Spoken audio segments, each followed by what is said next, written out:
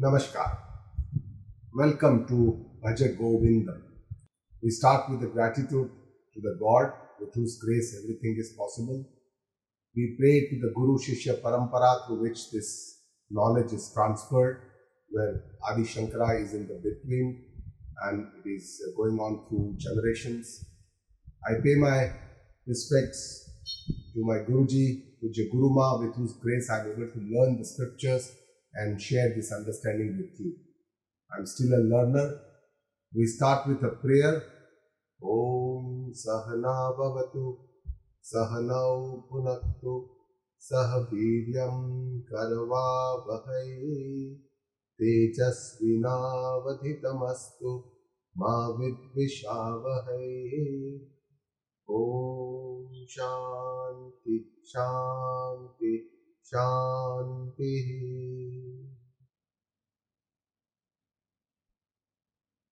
Bhaja Govindam. It is written by Adi Shankaracharya ji Maharaj and it comprises of 31 shlokas.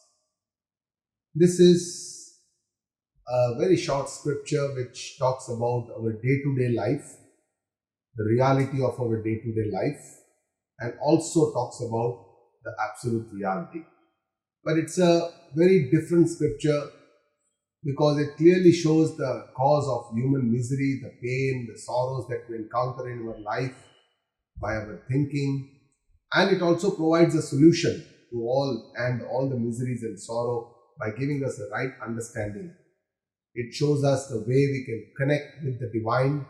Bhaja Govindam itself means, Govinda ki bhakti karo, worship the divine, and it is a beautiful short scripture which can be sung just like Bhagavad Gita, and it can be memorized also because it can be very useful to our life in day-to-day use. It gives us a lot of information, knowledge which we need to assimilate in our life, and scriptures tell us that we have to walk on this path. Guruji always tells us that whatever we learn, understand, we have to walk that path. And that is in our scriptures is called as Charaiveti, Charaiveti, keep walking, keep walking. That will be daily progress, little by little, towards improvement, betterment. We have to do self-introspection and see whether we are having a progress or not. And this will allow us to grow internally and our mind becomes more mature to understand the situations, how we can handle ourselves. So how Bhaja Govindam was created, there is a very nice story behind it. Shankaracharya ji has created many profound Vedantic texts. But Bhaja Govindam is very unique. It is very different. It is a very simple. It does not contain the profound wisdom of many other texts. It can be used. It is our daily life. It can help us to live our daily life. So it is said that when Shankaracharya ji was on a Padayatra, on his foot, he was roaming around in India, in Bharata Varsha. Then he reached Varanasi. And he saw an old man who was bugging Sanskrit grammar. And at the fag end of his life, he was trying to remember all the dhatus and the roots of Sanskrit. And out of compassion, Adi Shankaracharya ji created Bhaja Govindam. The first shloka is like a take, which is sung after every other shloka. The first line of the first shloka is sung. The rest other 12 shlokas, so total first 13 shlokas, they are called the Dwadasha Panjarika Stotra. It is said that it was created by Adiguru Shankaracharya ji himself. And then the rest 14 shlokas are also called the Chaturdasha Panjarika Stotra. They were created by his 4 main disciples. And then finally, the final 4 shlokas is like a blessing from Shankaracharya ji Maharaj to the seekers. So let us start with the first shloka of Bhaja Govindam. Bhaja Govindam. Bhaja Govindam, Govindam Bhaja Mudhamate. Bhaja Govindam, Bhaja Govindam, Govindam Bhaja Mudhamate. Samprapte samnihite kale nahi nahi rakshati dukha Karane Bhaja Govindam, Bhaja Govindam, Govindam Bhaja Mudhamate.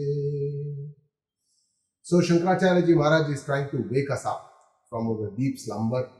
He calls for Bhaja Govindam. He calls that we should worship the divine. Not just once, he says 3 times, because sometimes we are in a deep slumber, we don't awaken up.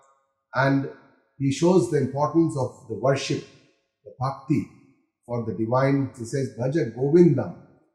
When he says Govinda, Govinda is the name of Krishna. And Go itself means either Prithvi, who is the king of the, all this universe. Go also can say the sense organs, the Indriya. He is the king of the Indriya. And Go also means Gai, the cow. And Krishna is he is the caretaker of all the cows. And that's why it was his name Govinda. But in a sense, Guru Maharaj teaches us that Govinda means the supreme divinity, the Brahman. It also includes all the forms and the formless divinity. So the essence, the consciousness of Krishna, that is the Govinda, and it encompasses all the formless divinity as well as all the other forms.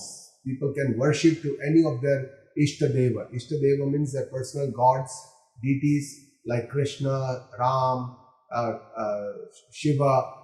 It could be Mataji, Hanuman, it could be Ganesh, it could be anyone. And that's why Bhaja Govindam means that you worship the divinity. You can worship the formless divine, you can worship the form divine, you can worship your own deity, you can worship, but you must worship the divine. And it says at the end or the death arrives, Sanskrit grammar is not going to save you. And that is how this was created, Bhaja Govindam was created. So let us understand how Guru Maharaj describes us what is bhakti, what is bhaja. Bhaja means bhakti. You have to worship the divine by bhakti. And what is bhakti? How it helps? How can you do it? What are the ways of doing it? And bhakti means only loving the God, selflessly. And this is one of the best ways to connect with the God, to have a relationship with Almighty Divine. And this helps us to channelize all our emotions, our bhava, into this bhakti, so that we can channelize them from this world, our relations, our family, our friends and other things, towards the Almighty, towards the Divine, so that we can be at peace and we can, connect with the God. Essentially, in our day-to-day life, we can give credit to God for all our day-to-day accomplishments, achievements, successes, whatever we each day passes off smoothly. We can give credit to God for being with us all the time. Essentially, bhaja or bhaga. Bhaja means bhaga and bhaga means bhago bhakti. Means you make God your partner in your life. God is like a silent partner for us. For everything that happens to us, always we think of Him. We always thank Him because He's always there with us in all the ups and downs of life. And this helps us to flatten our ego, our biggest obstacle for progress, because that does not allow us to grow. We always think about our own self. We don't think more about others. And that's why this obstacle can also be relieved by making a partnership with the Divine and thinking of Him at every step, seeing His grace every time and thanking Him all the time. So these are the ways we can connect with the God. Of course, structurally, there are 9 ways of devotion called Navada Bhakti, and this has been described in our scriptures when Rama has given this message to Shabri, and Navada Bhakti also, Bhagavan also gave this message to Prahlad when he incarnated as a mercy avatar. So these are there, Navada Bhakti, different types of bhakti. The different types of bhakti are Shravana Bhakti, listen about the stories of the Lord, the Leela of the Krishna and other gods. Kirtana Bhakti, singing in the glory of the Lord. Nama Smarana, just chanting the name of God itself is very powerful tool in this Kali Yuga.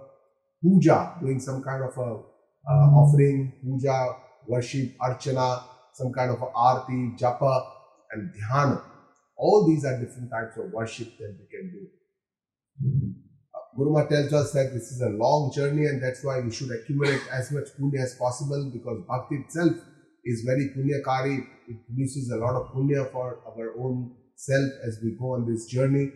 And we need to learn all this, we need to do all this, we need to connect with the divine all this during our lifetime. Because if we feel that at the end of the end of the life we will do this, we can just do our own work right now, that's not going to happen. In Bhagavad Gita, Shri Krishna has described this very clearly in details that we have to live life like this, and only then at the end of the life we can have his name on our lips when we pass away or the body comes to an end. The second shloka is Buddha Jahihi Dhanagamathroshnam Kuru Sadbuddhim Manasi Vitroshnam Yallabase Nija Karmopatam Vittam Tena Vinodaya Chittam Bhaja Govindam Bhaja Govindam Govindam Bhaja Mudhamate. So here Shankaracharya ji describes the main obstacle to our progress in human life, and that is our desires, our greed for wealth. And this is what keeps us bound to this world most of the times. So he starts with a very clear focus. He says, "Oh Muda, oh fool, please let go of this dhana, trushna." The trushna means incessant desires, the greed for wealth that we have, more and more, more and more, more and more. We are never satisfied. He says, how we can do this? Use your intelligence, the sadbuddhi, use to let go of all these trushna, vitrushna from the mana, because all these desires are in our mind, and we have to let go by our understanding, by using our intellect. He says, and whatever you earn with your wealth, with your efforts, you make, whatever ethically you use your best ways and earn wealth, and with that you make sure that you have a peaceful mind, you are satisfied, you are happy. Don't just have greed for more and more. And this is very, very important. Guruma tells us that wealth is important for our comforts, our safety, our security. But we should know the limit of the wealth. We should also balance, try to see the other side, and have some kind of a satisfaction in earning the ethical ways of wealth. The third shloka also talks about another desire, that is the physical desires, the lust. Nari stana bharanabhidesham drashtva magamohavesham etan mamsavasadi vikaram manasi vichintya varam varam. It says the physical desires of the lust, by saying the woman's chest area, the navel area, all this, one should not lust with attachment. One should see it as a modification of flesh. Mansa vikara. It's just a modification of the flesh. Underneath it's all flesh, some fat, some muscles and all this. And by this understanding, we should not just think about it again and again. It says, because he actually जो प्रहार कर रहे against the basic instincts of the man and against the lust, because this keeps the man thinking and he cannot take the name of the Almighty, the Divine. And this Guruma explains to us that we have to change our vision, the way we look at things, and we should try to see what is underneath the skin. If we try to understand, then there is all this, the same mass and vikara, the blood, flesh, and this is the things that people don't like to see actually. But just on the skin they have a lust. We can also think like, what is the function of these organs that God has given us? The navel was given to us while we were in the womb to give us nutrition from the mother's umbilical cord. The breast functions as a mammary gland which produces the milk for the baby. So all these have a different function. If we can just change our attitude a little bit and see it from a different perspective, I think this lust can be reduced. The fourth shloka is about the impermanence of the human life. How, it is very short, it is very, very chapala chanchala.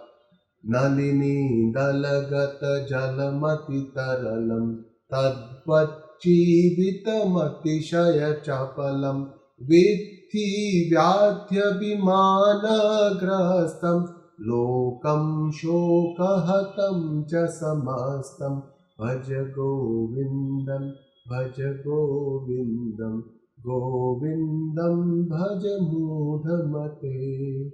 Says this human life is like a, like a droplet on the water, which is on the lotus leaf, how it just falls off.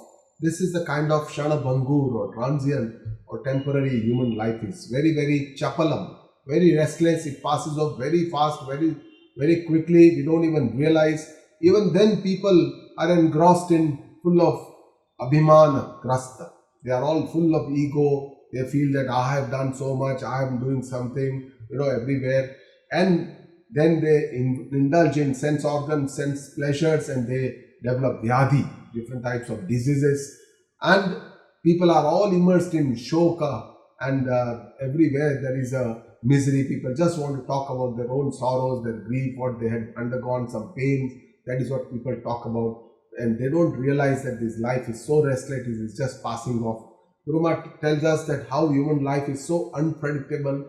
We can't predict whatever is going to happen tomorrow. It is so fast, ever changing. And that's why we need to do what we need to do in this human life. We need to try and find out our own goals. What are our goals? How we want to achieve them? And we have to be aware, because enemies are not sitting outside. Those devilish tendencies are all in our mind. That is all scriptures tell us. We have to go for an inside out approach. Try to see them with understanding, with knowledge, with try and understanding what is described in our scriptures. And then we have to always keep the goal in mind. And our goal in our this lifetime human life is definitely self-realization and attainment of the divine. That is our essential goal. Both these are one and the same. These are not different, as our scriptures tell us. The fifth shloka also wakes up to the power of the reality of life. And what is the power of wealth? It says, Yavad vittorparjana saktah tavan nij parivaro raktah pascha jivati jarjar dehe vartam kopi na pruchati kehe Bhaja Govindam, Bhaja Govindam, Govindam Bhaja Mudhamate. So here Shankaracharya ji describes what is happening in day-to-day households. Probably he was a sannyasi, but he must have visited quite a few households, and that's how he has picked up all these day-to-day issues, how we can think. He says still one is involved in earning money with the uparjana saktaha. One is into this, then the family remains parivara raktaha. Family remains attached to this person. But when the jivati, the deha becomes jarjara, when this body becomes very old, fragile, the person stops earning, cannot earn, then he says, Vartam kopina puchchatige. Nobody talks with him, nobody asks him his stories, nobody is interested in spending time with this old man when his day becomes jarjara at home. And this is the frank reality of life in almost 80% of the households. And these relationships which are based on wealth alone, Guruma says, are selfish and very shallow. And Guruma teaches elderly people who come for her satsanga how to live life in old age. Of course, we all will be old one day, and everyone needs to learn how we can live life in the old age. Guruma says that we should live life without being too much dependent on others, try to be independent as much as we can, and live with fullness rather than expecting out of others and telling them stories of our old past, that this is what I was doing and this is what we have lived. Instead, we have to accept what is the changing times, and we should try to give to our next generation or grandsons, granddaughters, caring, loving, and we should live without much complaints, try to do as much as we can for others. Then if we live with this kind of a fullness, then people will come and seek our company rather than trying to avoid us. So this is how we should try and live the old age life. The next shlok, sixth shlok, is also trying to tell us, Shankaracharya ji, about the reality of death. He says, Yavat pavano nivasati dehe tavat pruchati kushalam gehe gatavati vayo deha paye bharya bipyati tasmin kaye. Talks about the reality, what happens at death. He says still somebody is breathing the air, one is living. He says family inquires about his health at home, talks nicely. But when the person dies, the body dies, when the breath is no longer there in the body, it is gone, he says, then what happens? Even Bharya, the wife, bibhyati tasmin kaya, fears this dead body. He says everybody wants that the dead body should be, left from home.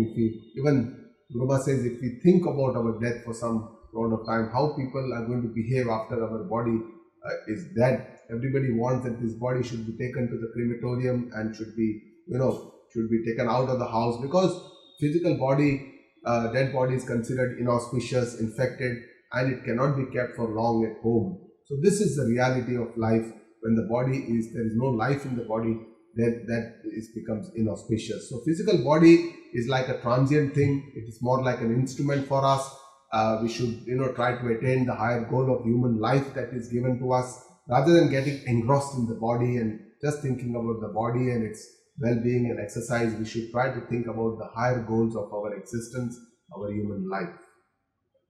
Next shloka, 7th, how life passes away, wishes away, and if the goal is not clear, what happens in a lifetime human. Shankaracharya ji describes, balastavat kridasat tarunastavat tarunistaktah vruddhastavat chintamagnaha parame brahmani kopina lagnaha. Says that childhood passes in playfulness, the youth passes in the attraction for the opposite sex, and the old age passes away in thinking too much about all the chinta magnaha, all kinds of chinta, worries, all kinds of useless thoughts that why it will happen, what will happen, I have so much problem, I have so much pain, all this chinta happens. And parame brahmani kopina lagna, nobody is engrossed in thinking of the divine, connecting with the divine, getting engrossed in the divine. And Shankaracharya sees this reality of life, how life passes away without even thinking of who is the creator of this creation, of this universe, who is the divinity, what is the divinity, and people don't even think about it. Kuruma tells us that the time is very short, the human life is very short, the journey is very long, because there are many lives that we live, and we should make the most of this human life, because this is one life where we can attain the Almighty and utilize all our time for inner growth, not just indulge and sense pleasures where the life is going to pass away very, very quickly. So if we keep this in mind, I think we can utilize our time in the best possible way, thinking about what is the ultimate or the higher goals of our existence. Next, Shankaracharya ji says in the 8th shloka, we should think about some fundamental questions which are the reality of life. This is how the spiritual journey starts. Kate kanta kaste putra sansaro yamativa vichitraha kasya tvam vakuta ayatah tattvam chintaya tadiha bhratah Bhaja Govindam Govindam Bhaja Mudhamate. He says, who is your wife? Who is your son? All this samsara is very, very complex. Because in this life, our wife and son are different. In the next life, we don't know what kind of species we are going to get, who is going to be our family. It keeps changing in all lives. So this kind of samsara is very complex, and don't get engrossed in this samsara. But ask fundamental question, who are you? And where do you come from? These are some fundamental questions which are very important. This is the reality of our life. This is the question that we need to ask ourselves to understand the eternal reality of ourselves beyond this visible body, mind, intellect. And all these worldly relationships are very ephemeral. They are all transient. And that's why we must think of the reality about the higher goals of life. And balance in relationships are important. This leads to very positive, steady attitudes. But we need to attempt to be independent in our happiness, not just be dependent on our wife or son or relations. To be happy, we should try to become independent and live life like that. And the solution now in the 9th shloka, Shankaracharya explains that satsanga is the main power, the force which can help us to change for the better. And how powerful is satsang, and what is the link from satsang to the ultimate goal? Shankaracharya ji shows in this shloka. Satsangat nissangatvam, nissangatve nirmohatvam, nirmohatve nischalatatvam, nischalatatve jivanamukti. Bhaja Govindam, Bhaja Govindam, Govindam Bhaja Mudhamate. He says the solution is to start with satsanga, and satsanga can be done only in the sang of a a sensible or a knowledgeable person. We need a guru who can guide us, can show us what is the path and how we can go ahead. And gradually satsang leads to nissanga. Nissanga means detachment, because Guru tells us about our eternal reality, how we are different. It also helps us to let go of our wicked emotions and become at peace, and that's how we get detached from all these worldly existence that is happening. And nissangatve nirmohatvam. Detachment leads to nirmoha. So moha goes away. Moha is a delusion by which we see the viparit things, something that is not the reality. And this is only possible by purifying our mind. And nirmohatve nischalatatvam. If once our mind becomes pure, then we can think about the eternal reality, the tattva, which is the one which is existent, ever existent everywhere. And we can be established in this divine foundational reality of the existence. Nischala tattve jivana mukti. Only when we understand this tattva, we have this divine knowledge, that only leads to jivana mukti, inner freedom while it is in our life. And that satsanga can only be done in the company of the saints, the seekers and selfless people. And this helps to mature our own mind, which is so important for progressing on this universe. Because physical body will keep growing as age advances, but the mind does not keep growing. We have to make efforts to mature our mind by good reading, being in the power of saints and other people. So satsang helps us to change our misconceptions, our attitudes, our making our decisions more objective, reducing our subjectivity or emotions, and having more acceptance of what happens in our life, and ultimately leading to surrender to the Almighty. In the next 10th shloka, Shankaracharya Ji Maharaj says, what is inner freedom, what is Jivan Mukti? Vayasi gate kah kama vikara, shushke nire kah kasara, chine vitte kah parivara, jnate tattve kah samsara. He says, what is the purpose of these desires in old age? When the water dries up, there is nothing like a lake which remains. When there is no wealth, there is nothing like family that remains. And with divine knowledge, the samsara also dries up. So knowledge, jnana, is the only way to jivan mukti or moksha. And when that happens, then the samsara dries up. So what is samsara? Samsara is the world that we create. God has created a universe. God has created this jagata, which is seen, which is there. But then we create labels of all these relationships are all labels. The good and the bad, these are all labels. We say this is good, this is not so good, I like this, I don't like this. All these raga, dvesha, all these likes, dislikes, they are all our labels. And that samsara dries up. For this jivan mukta person, this wise enlightened person, for him there is no samsara. And the biggest obstacle to our goal is our ego, our pride. And that is what Shankaracharya Ji Maharaj talks about. Ma kuru dhana jana yauvana garvam harati nimeshat kala sarvam maya mada mayamidam akhilam hitva brahma padam tvam pravisha vititva bhaja govindam govindam bhaja mudhamate. Shankaracharya Ji Maharaj says, don't boast or have pride for your wealth. Most of the people have pride for a lot of wealth that they have, the contacts, their family, the relationships, that my this and this person is this, and this powerful position, is in the government, is a minister, I know this person very well, I can do a lot of things, and the youth, our physical body, our stamina, our muscles, our, the kind of things that we can achieve. All these we keep boasting, we're talking about it, some way or the other, maybe overtly, subtly. This is what we keep doing. And everything, Shankaracharya says, is destroyed in a moment of seconds when death comes, when kala, Harati Nimesha Sarvam. Everything goes away in just a second, in a moment. And you see, this entire world is Maya Madam Akhilam Jagata. Everything in this world is Maya Maya. It is not real. It is just seen, but does not mean it is a reality. And that's why Shankaracharya Ji Maharaj says that know your real nature, your Brahma Swarupa, Atma Swarupa. This is what we need to know, we need to understand. We need to see the grace of God, share success with others, and think about the dance of death when it is going to happen. It's very unpredictable. And this world is like a drama, like a magician's show. When we go to see a magician show, it's all Maya Maya. We never know what is the reality. It's all seen, but it's not the reality.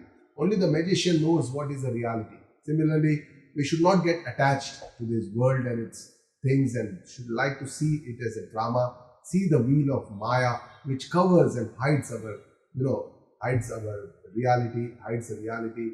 And we should always try to think beyond it and see the goal, the higher goal, the Brahma, the Paramatma.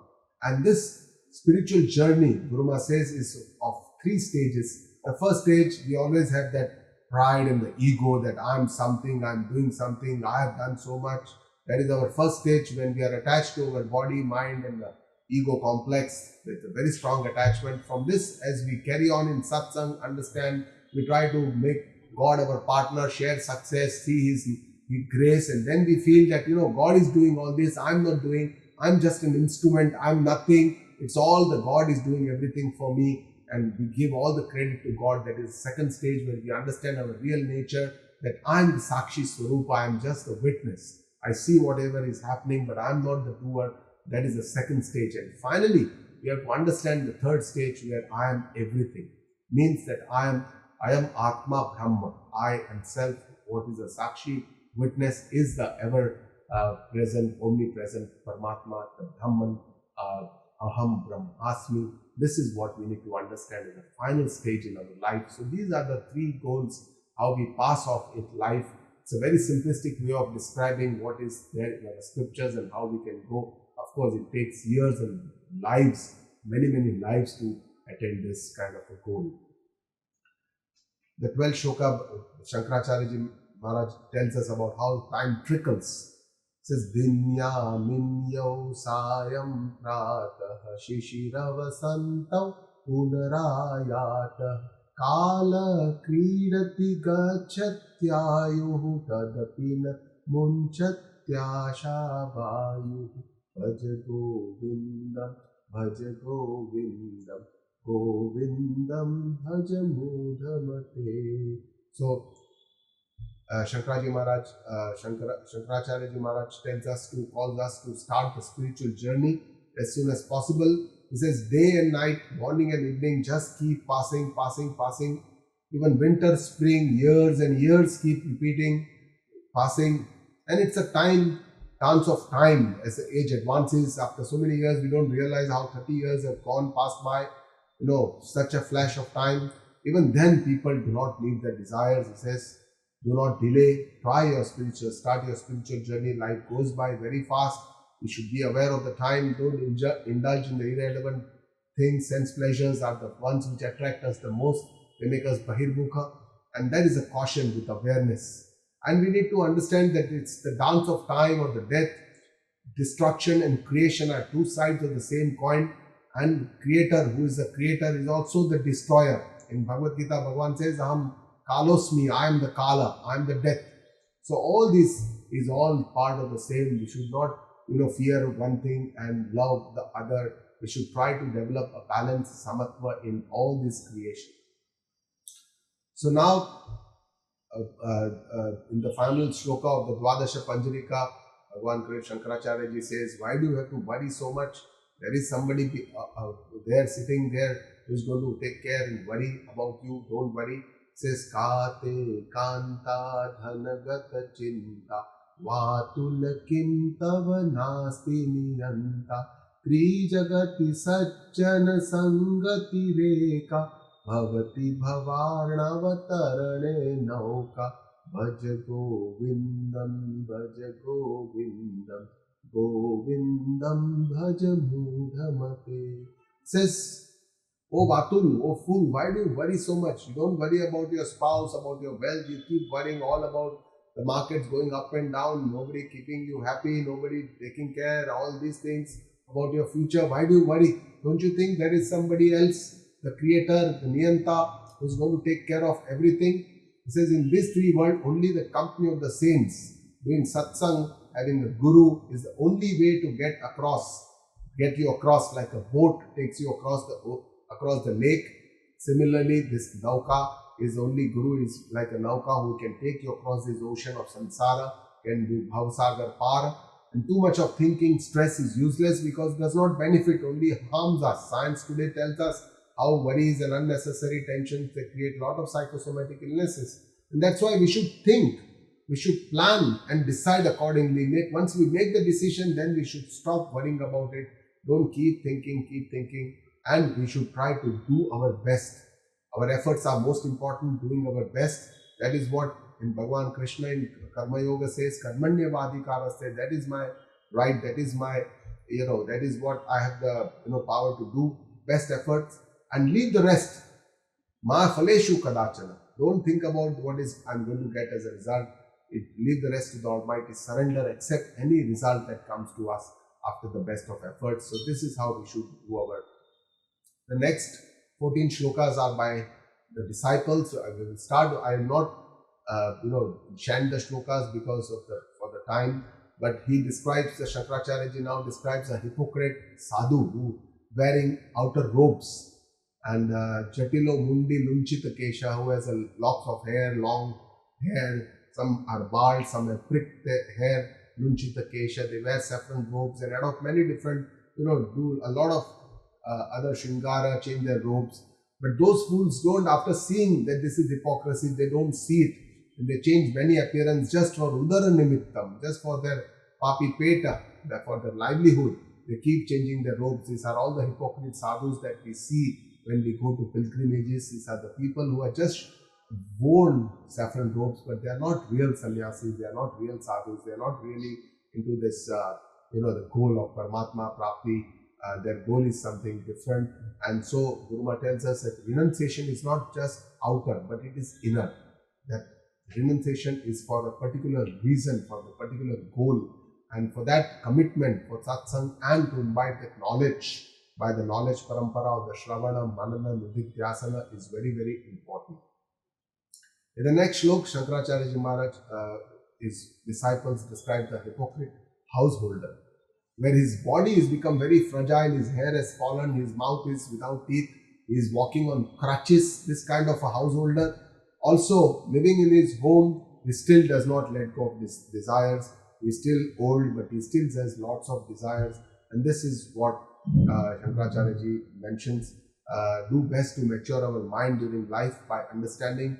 And Guru Maharaj tells us that we must have a master plan in our life, and we should change course at the different stages of our life, just like our ashram vyavastha is where there is a sannyasa ashrama, there is a, we have to give up and change our course of life as we go ahead in life.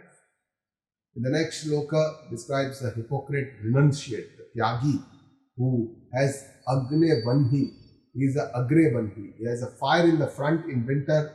He has a fire in the front, and then he's having the sun which is bathing from behind.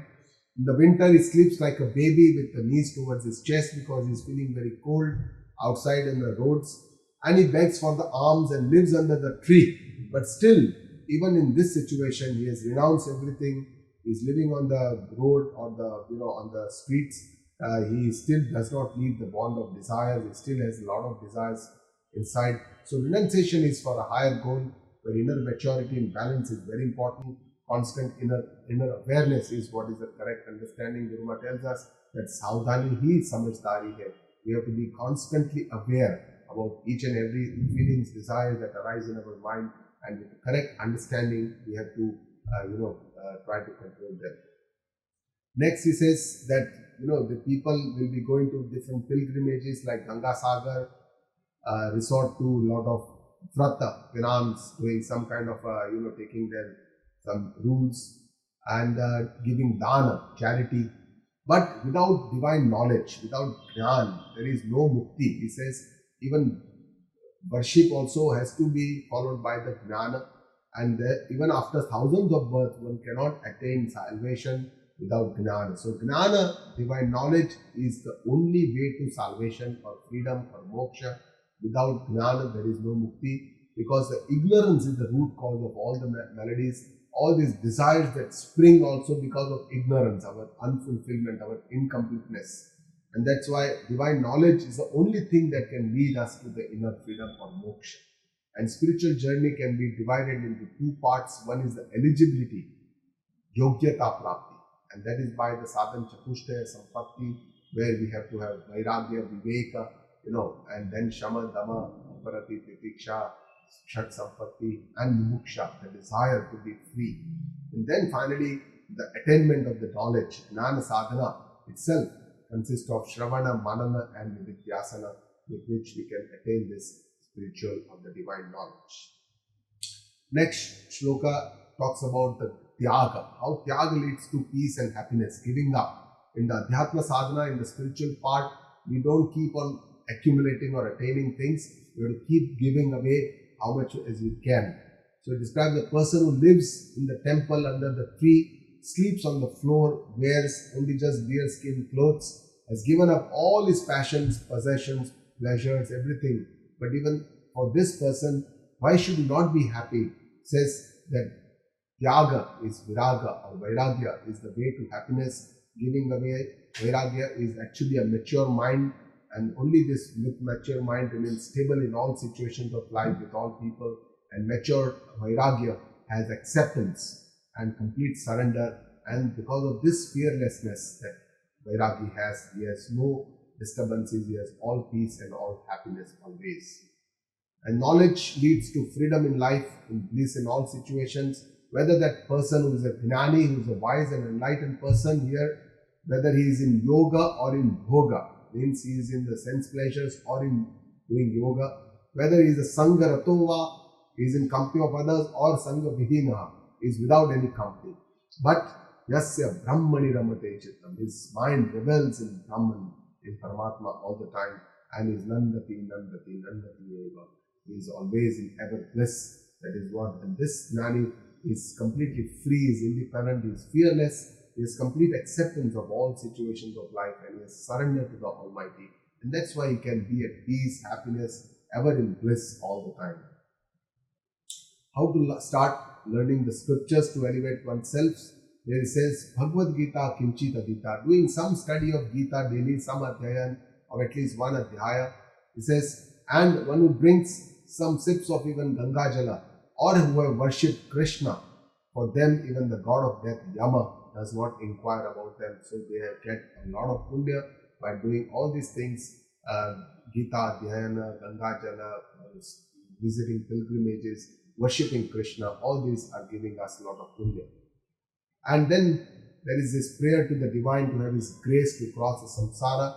Punarapi jananam, punarapi maranam. Even rebirth again and again, death again and again. We go through so many births and deaths. Again, sleeping in the womb of the mother and then passing out and having birth in this world. This samsara is very difficult, dustara. It is very difficult to cross, very difficult to understand also. And that's why it's praised to Hey Murari, Hey Krishna, who killed the Mura, the demon called Mura. That's why it was called Murari. Vahi, Krupya, Pare, Krupya, by your grace, let me get across this ocean. Kindly protect me so that I can navigate across this ocean of samsara. Next shloka describes a wise renunciate who is ever free. He says whether he is under the chariot or who is wearing torn clothes, one whose life is lived without punya papa because he is not the doer, one whose mind rebels in yoga ever, one whose life is like an innocent child. Balavat, unmattavata, is like an innocent child, or unmatta like a very happy, like a madman sometimes, even he completely revels in bliss all the time because he is ever satisfied with what one he gets, and he lives in the present, does not worry about the past, neither thinks about the future, is completely fulfilled and satisfied in all days. The 23rd shlok, next shlok, again Guruji reminds us of the fundamental question that we need to ask. Kah tvam, kah aham, who are you? Who am I? Kuta ayataha. Where have you come from? Who is your mother? Who is your father? And in this life, we have to think of this samsara, it says, as like a dream, as a dream, and let go of everything. Sarvam tyaktva. It says, let go of all these things, and then we have to think of our fundamental questions like, who am I? Where have I come from? And whatever Guruma tells us, that whatever is my is not I. So if this is my phone, or this is my body, this is my shirt, this is my body, then that is not I. I am separate from whatever is my. Similarly, this is my mind, my thoughts, I am separate from them. This is my ego, my pride, I am separate from that. This is my pleasures, this is my sense organs, all this, I am separate from everything. I am the seer, the drashta, the witness, the Atma, the Chaitanya. So these are how we have to keep thinking about it, meditating, and going towards the ultimate reality. The true knowledge, what is it? Is to see the oneness everywhere. And here it tells us to let go of our anger and be a more tolerant. It says, in you, me, and all, there is only Ekaha Vishnu. Everywhere there is just one Vishnu. One Vishnu means one consciousness, one Tattva, everywhere. And why do you be so angry? Just be a little, don't be so intolerant, he says, and keep your mind in balance at all the times if you want to achieve this Vishnu Pada, the Vishnutvam, the Vishnu Pada, or the highest state God attainment. If you want to do, we have to have balance of our mind, Sarvatra Samatva, we have to have, balancing only then. Because anger is the biggest enemy. If we are getting angry off and on, it burns both the person on whom we become angry and as well it burns us. There's no benefit, and that's why we should not justify. Guruma tells us many ways how we can make efforts to control our anger, and it is of course my responsibility that I must be at peace and I must try to control anger. Whenever we try to get angry, we will get a call, and that is where we have to become sajaga, aware that I am trying to get angry and try to control ourselves. Relationships are not an end but the means to the end. It says enemies, friends, children, brother. Don't just consume your life in all these relationships. Try to see the reality everywhere. Try to see the tattva. See yourself everywhere. Let go of all the delusion of differences. And this is the Bheda Jnana that we have to let go. We have to see the Abheda Jnana, the knowledge of oneness, and see this by correct understanding what is given to us in the Shastra.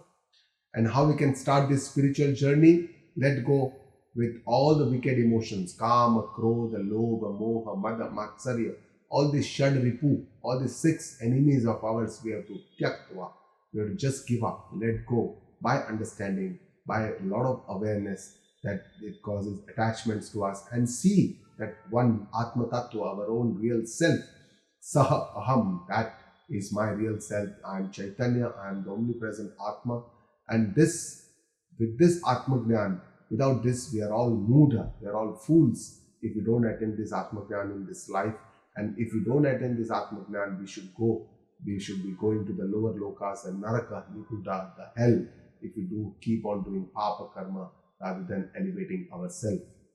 At least start doing some amount of, satsanga, contemplate, sing Gita, Geyam Gita, sing Gita, a little bit Adhyaya every day, Nama Sahasram, chant the name of Lord Vishnu, Dheya Shri Pratim, meditate on the Lord Vishnu, sitting in silence, meditating on any form of the deity, and keep our mind in good company, satsanga, and keep donating our wealth for helping the needy, keep doing good things, being good to us, being good to others, and doing good things. Follow the path of righteousness, the Dharma Marga that has been shown to us.